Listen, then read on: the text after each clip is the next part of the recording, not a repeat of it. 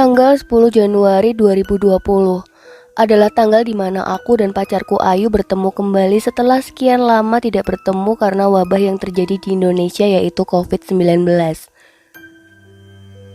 Kebetulan aku tinggal di Bandung dan Ayu pacarku tinggal di Solo.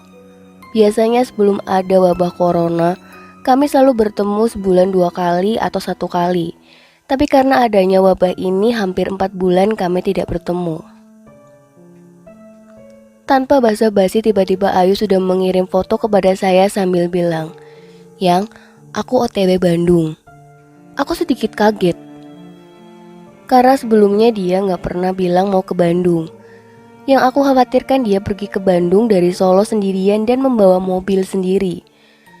Tapi ya sudahlah, toh aku tahu dia memang tangguh. Singkat cerita akhirnya dia tiba di Bandung pukul 11 malam. Selama di Bandung, kami pun banyak menghabiskan waktu berdua. Sampai tidak terasa dia sudah 4 hari di Bandung dan harus kembali ke Solo. Tadinya dia akan pulang sendiri lagi ke Solo. Tapi setelah dipikir-pikir, aku tidak tega membiarkan dia pulang sendirian. Sampai akhirnya aku memutuskan untuk mengantarnya pulang ke Solo. Setibanya di Solo, aku menginap 1 hari saja karena memang tujuanku hanya untuk mengantarnya saja. Dan aku pun memutuskan untuk kembali pulang ke Bandung esok harinya menggunakan bus malam. Pukul 4:30 sore, aku pun tiba di terminal Tirtanadi, Solo. Aku pun mulai mencari bus yang aku pesan semalam tadi. Dan ya akhirnya ketemu juga busnya. Aku pun mulai masuk ke dalam bus itu yang keadaannya masih kosong, tidak ada seorang pun di dalam busnya. Tak butuh waktu lama akhirnya bus pun mulai jalan. Aku yang merasa keheranan karena penumpang di dalam bus itu hanya ada aku. Jadi hanya kami bertiga. Aku, sopir, dan kernetnya. Wah, sudah seperti bos saja, pikirku. Karena aku hanya sendiri jadi aku memutuskan untuk duduk di kursi paling depan. Karena biar ada teman ngobrol saja sama supir dan kernetnya. Aku pun mulai membuka obrolan. Aku bertanya, "Pak, kok kosong busnya?" Lalu sopir itu menjawab, "Iya, gara-gara corona nih. Ditambah harganya naik jadi 2 kali lipat juga." Aku bertanya lagi, "Jadi ini cuman aku pak penumpangnya?" Sopir itu menjawab, "Iya pak, hehehe." Alhamdulillah ternyata sopir dan kernetnya itu orang Sunda. Jadi aku cukup akrab dengan mereka. Bus yang aku tumpangi ini rutenya lewat jalur selatan. Jadi ya lumayan agak jauh juga. Tak terasa hari pun mulai gelap. Mataku pun mulai agak ngantuk dan aku pun tertidur. Tak lama kemudian aku terbangun. Karena ya tidur di kendaraan umum memang tidak bisa sepulas tidur di kamar sendiri. Saat itu waktu menunjukkan pukul 8 malam. Keadaan di bus saat itu sangat gelap gulita. Tak ada penerangan sedikit pun. Mungkin karena hanya aku juga penumpangnya. Hanya ada sedikit penerangan dari lampu mobil lain yang mengarah ke busku sesekali. Aku memutuskan untuk merokok saat itu. Dan ruangan merokok yang ada di bagian bus paling belakang. Jadi memang ada sekat lagi khusus untuk ruangan merokok. Terpisah dari kursi penumpang. Mungkin yang pernah naik bis ini sudah tahu seperti apa busnya. Ketika aku menoleh ke belakang, kok ada orang? Aku hanya melihat rambutnya saja, karena wajahnya tertutup kursi di depannya. Aku sempat terdiam sejenak melihatnya. Aku menebak dalam hati bahwa penumpang yang ada di belakang itu wanita, karena aku melihat rambutnya saja sepertinya panjang walaupun samar karena gelap. Dalam hatiku mulai bertanya-tanya, kok bisa ya ada dia? Padahal kan cuman aku penumpangnya. Apa mungkin dia tadi naik di jalan ketika aku tertidur? Halah, ya sudahlah. Aku tidak mau peduli soal hal itu. gumamku dalam hati. Aku pun berjalan ke belakang bus dengan pelan karena memang berjalan di dalam bus pasti oleng.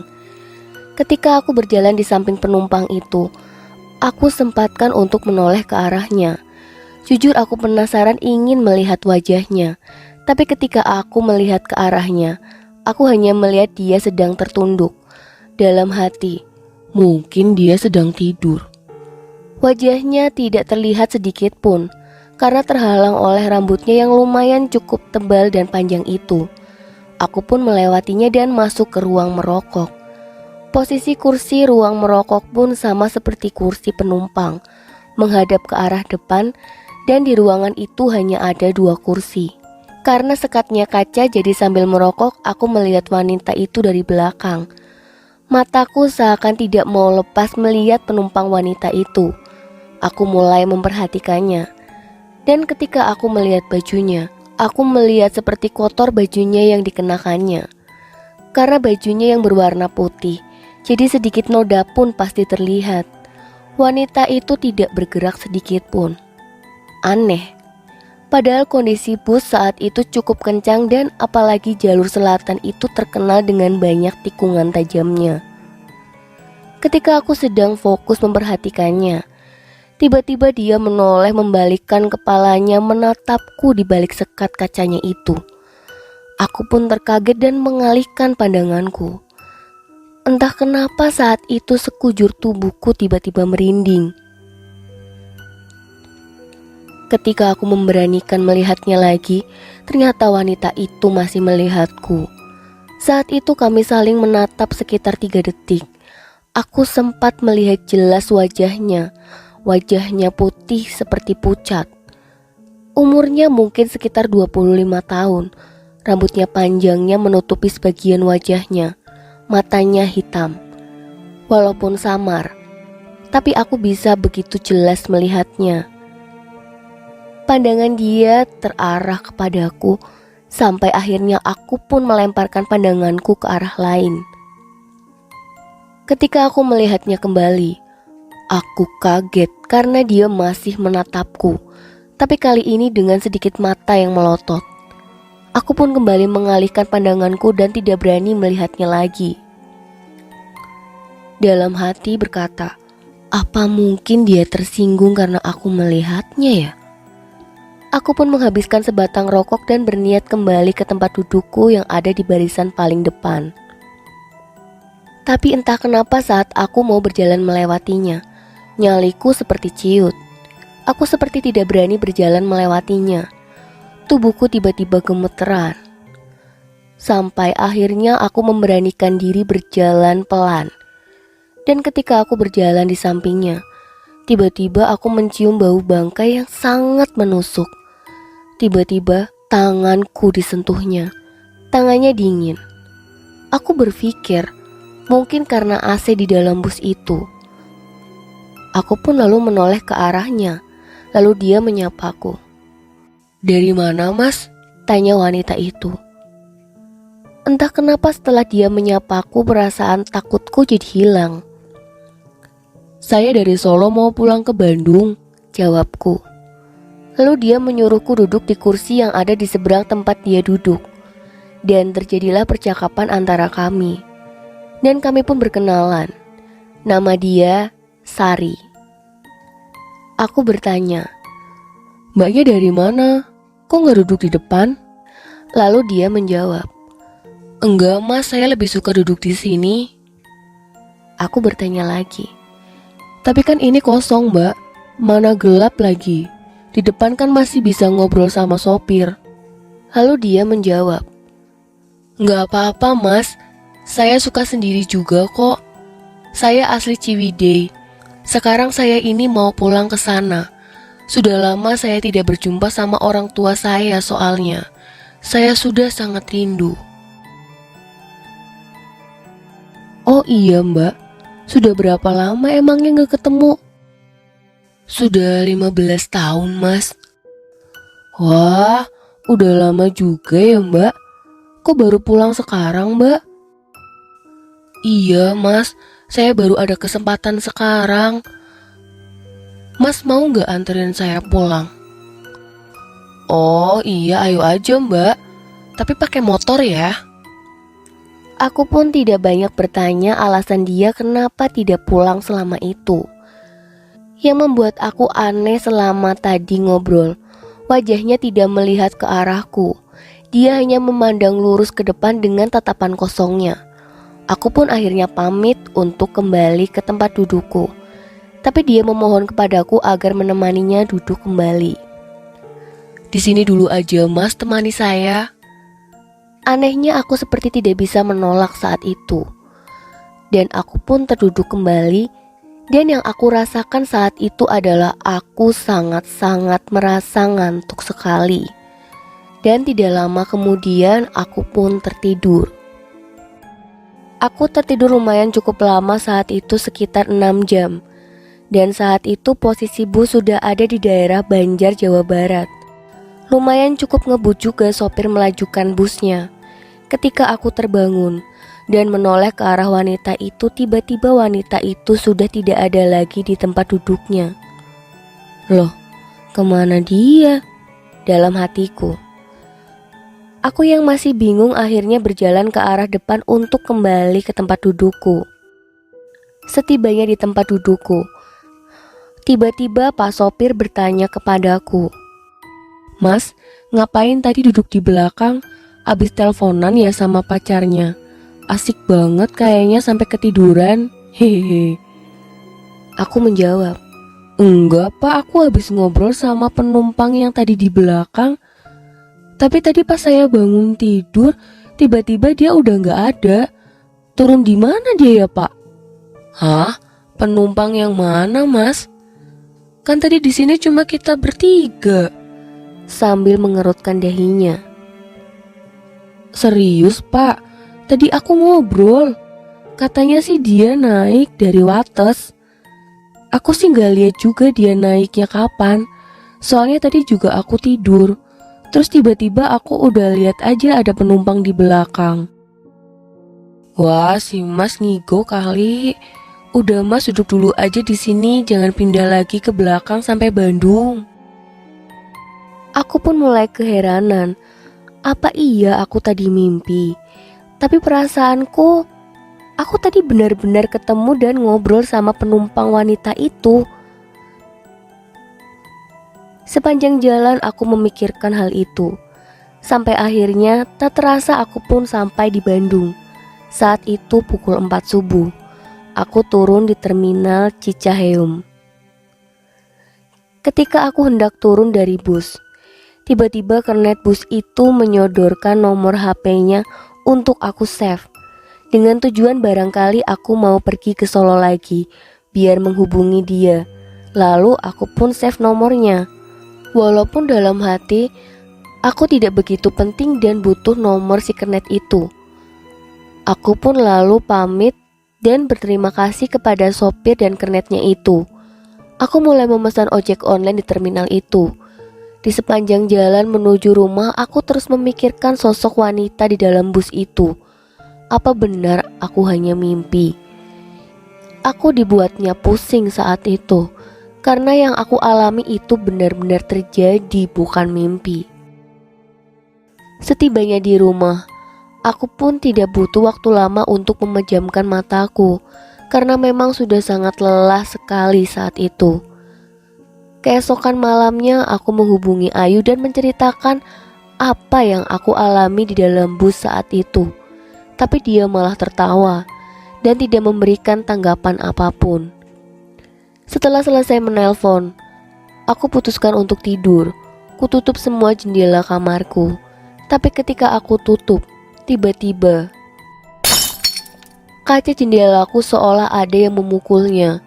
Aku mencoba melihatnya keluar dan ternyata ada sebuah ranting pohon, yang dimana ranting pohonnya itu dililit oleh seutas tali kain berwarna putih. Aku mulai bingung dan mencari siapa yang sudah melempar ini. Setelah jalan ke sana kemari, aku pun tidak menemukan siapa-siapa. Lalu aku pun membuangnya kembali ranting itu ke dalam tong sampah dan kembali ke kamar tidurku. Kumatikan lampu kamarku dan kupejamkan mataku. Tapi baru saja aku pejamkan mataku, Tiba-tiba sosok wanita di dalam bus itu seolah-olah ada di hadapan wajahku dengan wajah yang lebih mengerikan. Tubuhnya dilumuri darah, rambutnya panjang terurai dan menutupi mukaku. Aku sangat sulit bernafas dan bergerak saat itu. Sampai aku berdoa sebisa mungkin dan sosok itu pun menghilang. Aku pun terbangun lalu menyalakan lampu kamarku. Tubuhku dibasahi keringat yang sangat banyak. Entah kenapa rasanya capek sekali. Aku pun terdiam dan berpikir kenapa tiba-tiba sosok Sari ada di mimpiku dengan keadaan seperti itu. Aku pun berjalan ke dapur untuk mengambil air minum. Karena memang saat itu aku merasa haus sekali. Ketika aku menuruni anak tangga rumahku, tiba-tiba langkahku tiba-tiba terdiam. Sekujur tubuhku tiba-tiba merinding yang sangat hebat. Lalu aku mendengar suara kaki yang dihentak-hentakan di dalam kamarku. Suara kaki itu diiringi suara nyanyian Sunda, seperti sedang menyinden dan bernari. Aku hanya terdiam seakan-akan kakiku terpaku di anak tangga itu.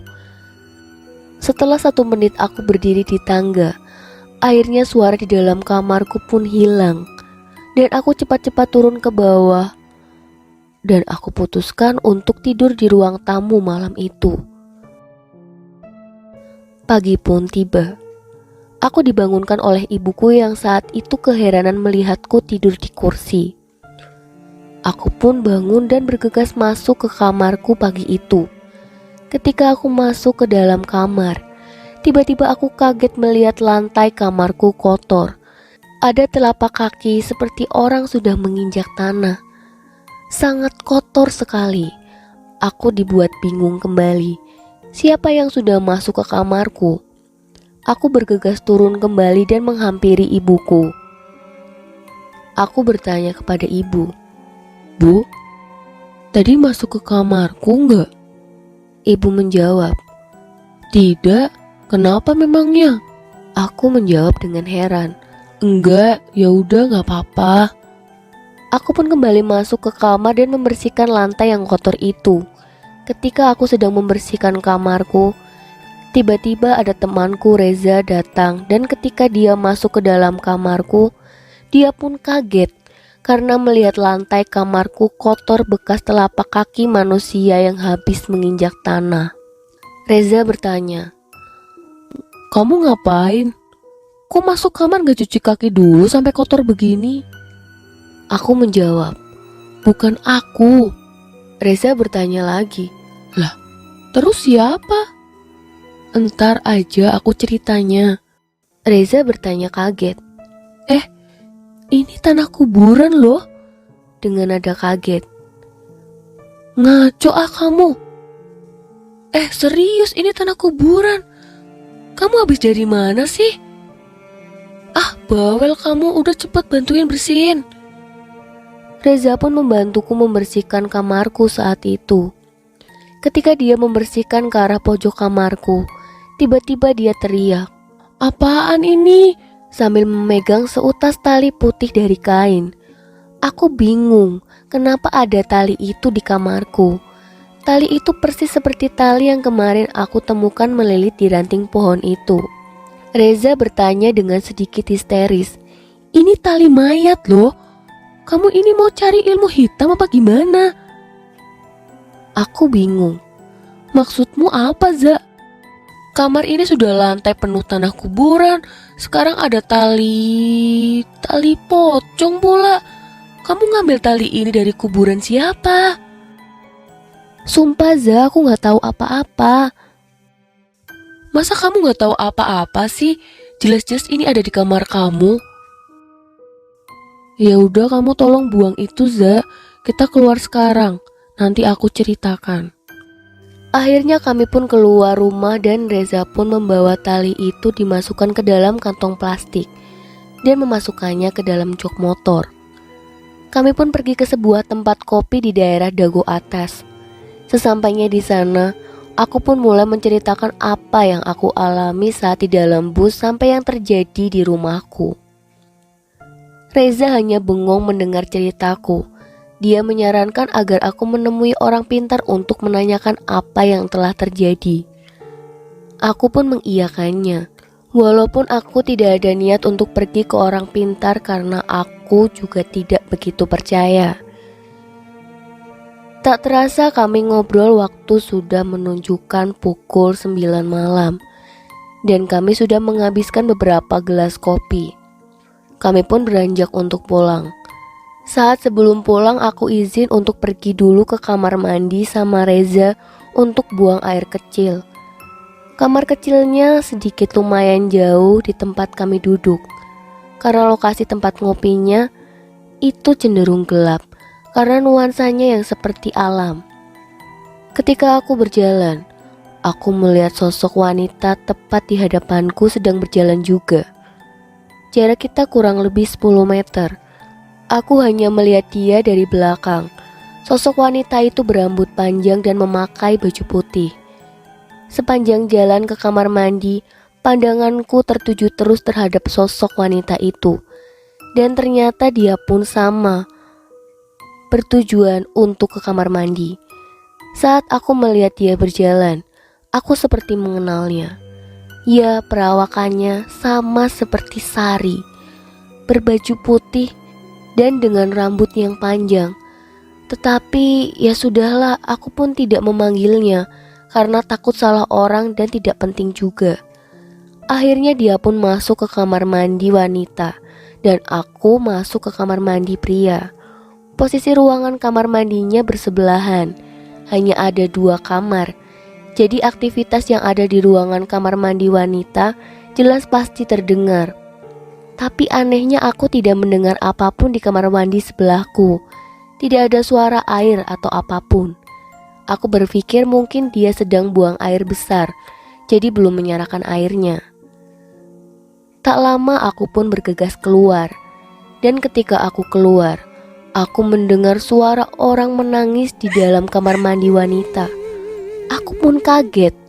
Suara tangisannya seperti orang yang sedang merasakan sakit yang sangat kuat. Suara rintihannya sangat jelas sekali bahwa dia sedang dalam masalah. Aku pun memberanikan diri mengetuk pintunya. Mbak kenapa? Ada yang bisa dibantu? Wanita itu hanya memukul pintu sambil tertawa cekikikan. Sontak aku pun kaget mendengarnya. Aku pun menghubungi Reza agar dia datang menghampiriku dan memanggil karyawan yang ada di situ. Karena memang jarak kamar mandi ke tempat kita duduk lumayan jauh. Seiring menunggu Reza datang, tiba-tiba suara tangisan itu pun hilang dan tak terdengar lagi. Aku semakin khawatir dengan keadaan wanita yang ada di dalam itu. Tak lama Reza pun datang bersama beberapa karyawan. Reza bertanya, "Ada apa?" Aku menjawab, "Ini ada wanita nangis kesakitan di dalam toilet ini."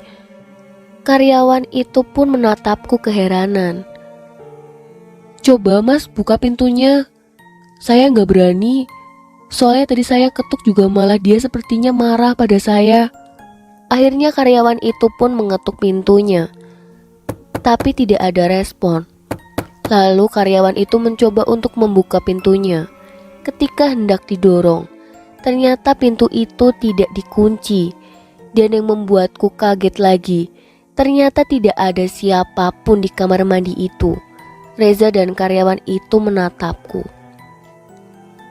Aku berkata, "Sumpah tadi ada orang nangis di situ. Aku nggak bohong, Za." Reza bertanya, "Kamu nggak salah denger kan?" "Sumpah, Za, kupingku masih waras. Aku nggak mabuk juga." Lalu Reza menjawab, "Ya udah kita pulang aja yuk." Lalu kami pun bergegas jalan ke parkiran untuk pulang. Tempat parkir kami pun sangat sepi. Hanya ada 1 motor kami dan 2 mobil. Ketika sampai di parkiran, kami bertemu seorang kakek yang jadi tukang parkir di situ. Lalu tiba-tiba tukang parkir itu berkata, pakai motor malam-malam gini bertiga, Kang? Kami pun keheranan sambil memandang wajah si kakek itu. Kami berdua kok, Pak, jawabku. Lalu tukang parkir itu bertanya lagi. Lah, itu si Enengnya gak diajak naik motor juga? Aku menjawab keheranan. Si Eneng siapa, Pak? Jangan bertanda ah, udah malam nih. Lalu tiba-tiba si bapak berkata, Astagfirullahalazim. Idit sia Idit. Kami yang kebingungan hanya memandang wajah si bapak itu. Tapi si bapak itu hanya menundukkan kepalanya, seakan-akan dia tidak mau melihat kami. Aku bertanya keheranan. Kenapa, Pak? Tukang parkir itu menjawab, Kamu bawa siapa itu? sambil menunduk dan tidak menatap kami. Kami hanya berdua, Pak. Lalu tukang parkir itu menjawab, Ada yang ngikutin kalian. sontak kami pun kaget. Siapa, Pak? Kami hanya berdua. Akhirnya si bapak pun menengok kembali ke arah kami. Akhirnya dia sudah pergi. Sini, Kang, ikut dulu sama saya. Sambil terengah-engah nafasnya. Akhirnya kami pun mengikuti si bapak itu berjalan ke arah ke dalam resto kembali. Lalu si bapak pun membawa segelas air minum dan membacakannya doa. Kami yang masih bingung dan hanya terdiam. Lalu si bapak itu pun memberikan air itu kepada kami. Kami pun meminumnya. Walaupun kami masih bingung dengan maksud si bapak itu memberikan air itu. Tukang parkir itu berkata, Kang, jangan dulu pulang ya. Diam di sini dulu aja. Aku bertanya penasaran. Kenapa emang, Pak? Tukang parkir itu menjawab, Tapi jangan panik ya, Kang. Tadi ada yang ngikutin kalian. Dia wanita. Makanya tadi saya nanya kenapa si Enengnya gak ikut dibonceng. Lalu tiba-tiba saya melihat wajah si wanita itu berubah menjadi hancur. Mukanya penuh darah, matanya hampir keluar. Makanya saya nunduk gak berani melihat lagi. mendengar penjelasan si bapak itu kami pun kaget. Lalu kami harus bagaimana, Pak? Sudah, kalian diam dulu aja sebentar, jangan dulu pulang. Lalu kami pun diam sebentar sampai akhirnya si bapak berkata, Silakan, Kang, kalau mau pulang. tak butuh waktu lama kami pun segera bergegas pergi ke parkiran dan tancap gas pulang. Sesampainya di rumah Reza, aku pun mampir sebentar hanya untuk bercerita dengan kejadian yang kami alami tadi di tempat kopi. Lalu Reza menyarankanku agar segera menemui orang pintar. Tapi entah kenapa hatiku menolak untuk pergi ke orang pintar. Aku pun mengiyakan omongan Reza agar tidak ada debat di antara kami.